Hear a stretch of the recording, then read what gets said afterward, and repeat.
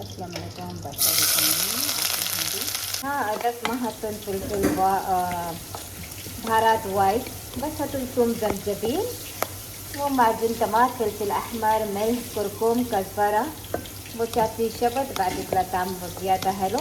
وكله يا براتا وخبز لبناني يطلع حلو وايد يا أشهر. ثوم زنجبيل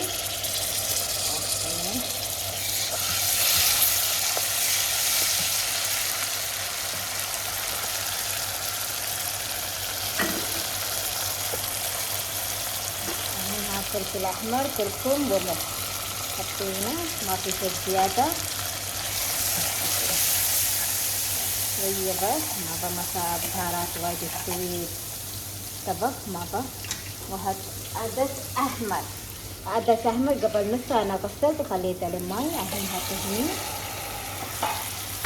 شوية ماي، شوية خليت طبخ. الحين بحط ماي زيادة وخليه يستوي لين زين. اوكي الحين بحط معجون طماط واحد فاشوقة بس. اوكي معجون طماط واحد فاشوقة، وبعدين لازم تروحوا تقوموا منه وهاتوا. اوكي يلا الحين بحط شوية كزبرة